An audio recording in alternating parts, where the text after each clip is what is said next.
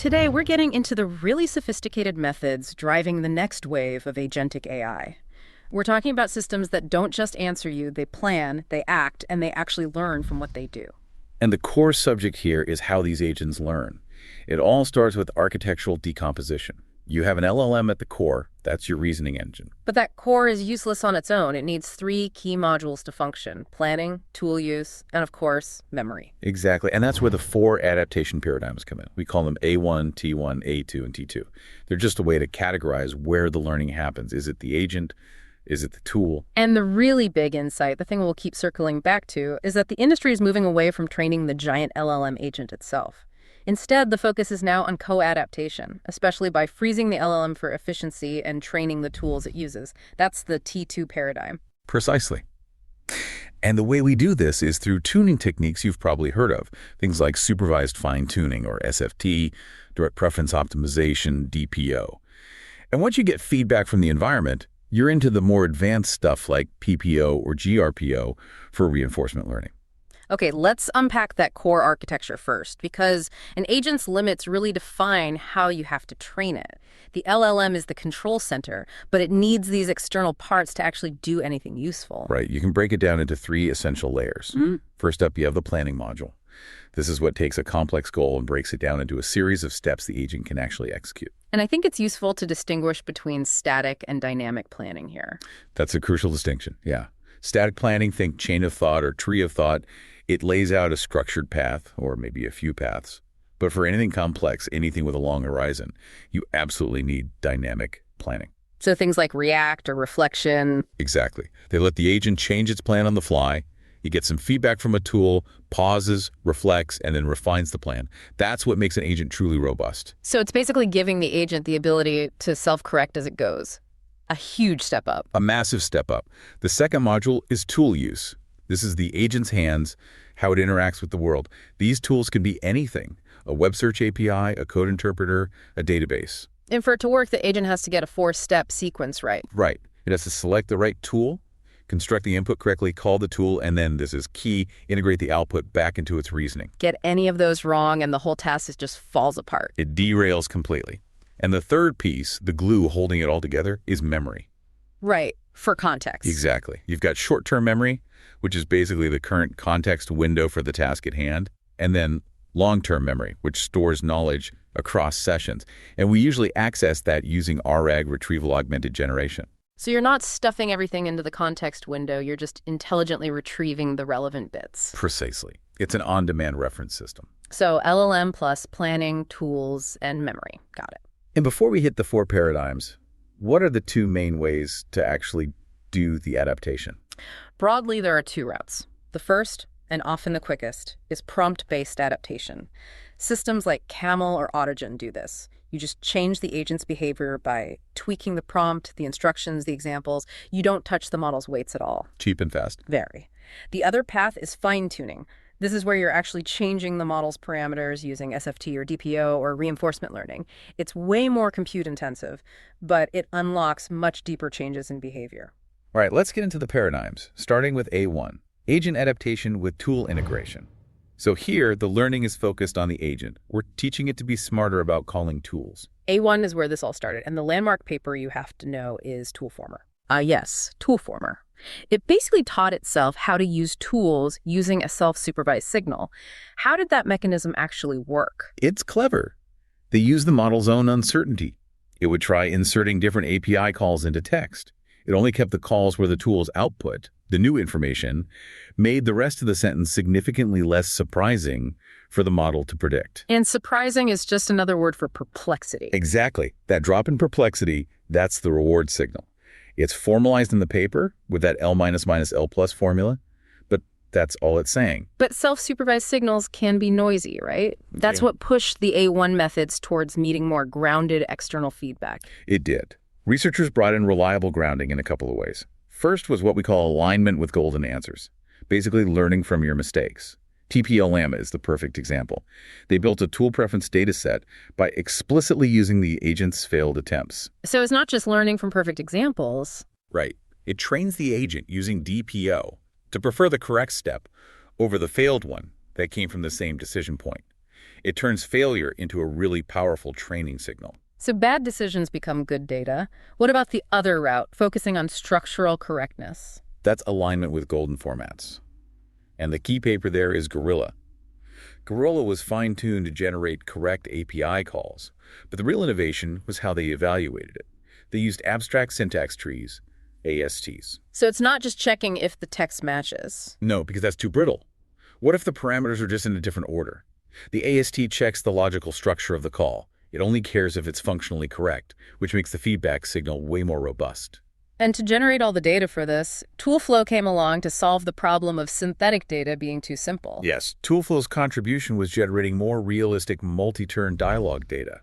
They used graph-based sampling to pick complex sets of interacting tools and plan generation to create high-level plans that would guide the creation of a coherent, multi-step conversation. Okay, so A1 shows us that training the agent can work, but wow, it needs a ton of high-quality, grounded feedback. Does that mean we should just give up on training the massive agent and focus on the tools instead? But that's the perfect lead-in to T1, tool adaptation with a frozen agent. Here, the concept is much simpler. The agent is static, it's frozen. Its only job is to command a bunch of different pre-trained tools. And Hugging GPT really pioneered this. Absolutely. Hugging GPT let ChatGPT orchestrate, I think it was over 1,000 different Hugging Face models just using language. It was a 4-stage process. Plan, select, execute, respond. But that seems like it would hit context limits really fast, right? Stuffing all those tool definitions into the prompt. It does. And that's why the field moved towards code-based methods. ViperGPT is a great example. It used the frozen GPT-3 codex model to generate Python code that would chain together different vision models. So using code gives you more flexibility than a fixed API call. Way more. You can write conditional logic, loops, handle errors. You get much richer compositionality. Yeah. But again, at scale, that seems like a nightmare. Managing thousands of tools via generated code. That's where the Model Context Protocol, MCP, comes in. MCP is a really elegant architectural solution. It's an open standard that decouples the agent's reasoning from the tool's execution. So instead of putting huge docs in the context, the agent just writes a small piece of code to call an MCP server. And that saves a ton of context. Over 98%, according to the paper. The huge win for scalability. Okay, that solves a big architectural problem. So now let's pivot to A2, where we go back to adapting the agent's reasoning, but the tools themselves stay frozen. A2 is really about optimizing the agent's internal thought process. And a lot of the early methods, like self-refine, did this without any external training data at all. The one where the LLM critiques itself. Exactly. The same LLM acts as both the generator and the critic. It generates an answer, that generates a natural language critique of that answer, and then revises it. No SFT, no RL, just structured self-reflection. Which is incredible. And then TextGrad came along and formalized this idea into something called textual gradient descent. Yes, TextGrad is a major conceptual leap. Instead of a simple numerical reward, it propagates these textual gradients, natural language critiques, that explain how to improve. Like, your logic in step 3 is flawed because of X. Precisely. And the results were stunning. It boosted GPT-4o's accuracy on hard LeetCode problems by 10 percentage points. It shows that language itself can be a powerful gradient signal. So where does reinforcement learning with verifiable rewards, or RLVR, fit into this A2 picture? RLVR is a key strategy within A2. This is where the agent's reasoning is refined based on verifiable feedback from a tool. So a system like research isn't learning to be a better search engine. The search engine is frozen. It's learning a better strategy for using the search engine, when to search, what to search for. And that strategic improvement alone gives huge gains. Up to 22% absolute gains over RA baselines in some cases. The tool is frozen, the brain adapts. Okay, now for what feels like the most innovative part of this survey. T2, or Agent-Supervised Tool Adaptation. This is where we freeze the agent and train specialized tools specifically to serve it. The whole T2 movement started from this realization of the preference gap. We found that traditional metrics, like in information retrieval, they just don't work for LLMs. An LLM doesn't just need relevant keywords, it needs context that's coherent and supports inference. It's like giving a chef amazing ingredients, but they're all disorganized. The final dish is still going to be a mess. That's a perfect analogy. And BGM, the Bridge Models paper, really crystallized this. They trained a T5 model to be that chef. It sits between the retriever and the generator.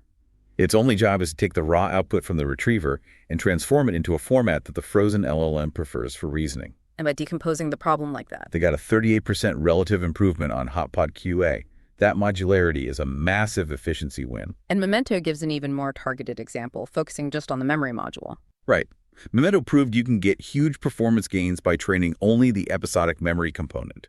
It's basically a small queue function that learns the best policy for which past examples to show the frozen GPT-4 planner, and the agent itself is completely untouched. Yet it scored almost 88% on GAIA validation. That's incredible. It's powerful evidence that optimizing the agent's information diet can be far more effective than trying to retrain the whole agent. And the data efficiency must be off the charts. Tell me about the gains in S3. The efficiency gains are staggering. S3 trains a small 7B model as a searcher tool, and it's guided by a reward function called gain beyond RAG, which just measures the value the searcher adds. Because the searcher only has to learn how to feed the big agent, not the domain knowledge itself. It needed 70 times less data than a typical A2-style agent. 70 times less? That sounds almost too good to be true. What's the catch? Where does this T2 approach fall down? That's the right question. The limitation is generality. T2 is brilliant for tasks where the LLM's core reasoning is already good enough, and it just needs better information. But if the agent's fundamental reasoning ability is the bottleneck, you still need an A1-style fine-tune. T2 optimizes context delivery, not core intelligence. Okay, as these systems get more complex and modular, we have to talk about security. What are the big risks here? There are two main buckets. The first is unsafe exploration, which is mostly an A1 risk with reinforcement learning. On policy, RL needs the agent to try new, sometimes unsafe things. And if your reward is sparse, the agent will learn to do whatever it takes to get that reward, even if it causes damage. Like we saw with DeepSeek R1, where the RL process started to erode the safety guardrails from the SFT phase. Exactly. The agent just gets too good at rationalizing bad behavior to chase the reward. The second risk is parasitic adaptation. And this applies to A2 and T2. Right. This is where the agent or the tool learns to game the system. You have specification gaming, where the agent is the parasite. It literally learns to cheat, like modifying game logs to fake a win. And then you have adversarial tooling, where the tool is the parasite. A compromised tool feeds the agent prompt-injected data that hijacks its reasoning. It's the classic confused deputy problem. So even the best agent can be manipulated if it trusts a bad tool. How do we mitigate this? The simple way is a safety check layer that validates inputs and outputs. The more robust ways involve things like constrained policy optimization, or even better, using verifiable rewards unit tests, proofs, so the agent can't game an opaque preference model. And really quickly, for the technical listeners, what about efficiency on the training side? Parameter-efficient methods like LoRa are key. We're seeing that LoRa can perform just as well as a full fine-tune in RL tasks, which suggests you don't actually need to change that many parameters. And for even more efficiency, there's Flash RL, which speeds up training by doing rollouts in lower precision, like INT8, and using smart sampling to keep the gradient stable. This has been an incredibly comprehensive survey. The big takeaway for me is this hard shift towards modularity. Trying to train the entire massive agent core is expensive and risky. It seems demonstrably more efficient to target adaptation at smaller, specialized tools that just feed the agent a perfect diet. That modularity is the future. And looking even further ahead, the trend points toward co-evolutionary systems, where the agent and its tools are like interdependent populations. But that creates the risk of the Red Queen regime, where they're all constantly adapting to each other, but the overall system performance doesn't actually improve. They're just running faster to stay in the same place. So what does this all mean for you, the developer or researcher listening to this? What should you be taking away from this big shift in strategy? Well, here's the provocative thought. If T2 systems like Memento and S3 are proving that optimizing the input context for a frozen LLM is not only more effective, but 70 times more data efficient than optimizing the LLM itself, then how much of our collective research effort should we really be putting into just scaling up foundational models? Maybe the real frontier isn't the model anymore. Maybe it's the adaptive, intelligent infrastructure that surrounds the agent, the systems that handle planning, memory, and filtering the world for it.